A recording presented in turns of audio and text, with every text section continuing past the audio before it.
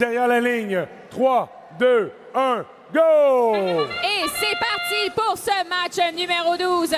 On commence du côté des rouges à lancer ses combustibles dans le réservoir, alors que du côté des bleus, on voit les équipes aller se placer et commencer à lancer tout en même temps dans cette période autonome.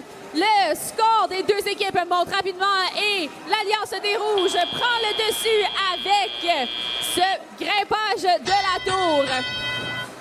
Et le match commence, équipe 55-28 et de retour à terre, Chronos qui se lance au milieu pour ramasser des combustibles. Même chose avec l'équipe 58-0-0 qui va se placer de leur côté, prêt à envoyer des combustibles et à les ramasser, les accumuler du mieux possible. Avec 5 robots dans la zone neutre, ça commence à être beaucoup. Même si elle ne comptait pas vraiment, ça fait un peu de défense de cette manière-là. Du côté des bleus, où le réservoir est allumé, on voit l'équipe 54-39 venir se placer pour lancer leur combustible avec juste un peu de temps de retard, car maintenant c'est le combustible, le tour de l'Alliance rouge de lancer son combustible et ils prennent une belle avance dans le score.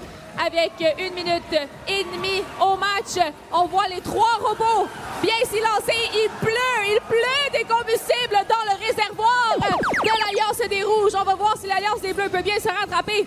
Maintenant que c'est leur tour, Rigitic n'attend pas du tout et ils se mettent bien en place pour commencer, alors que l'Alliance des rouges 49-47 va voler des combustibles du côté bleu du terrain. L'équipe 39-96 qui se place.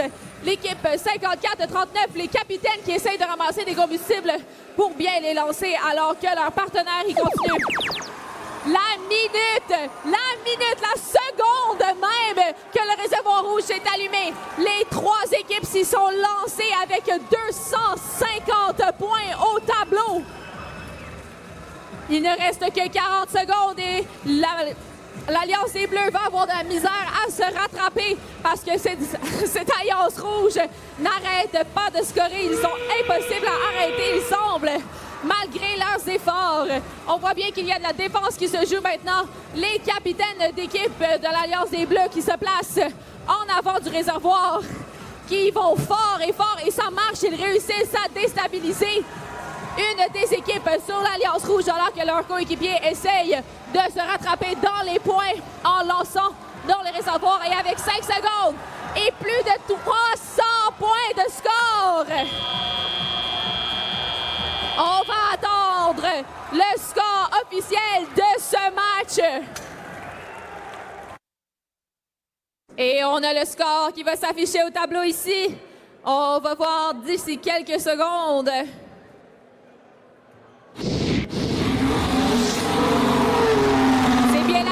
Des rouges qui l'emportent et qui continue au match numéro 13, 306 à 92.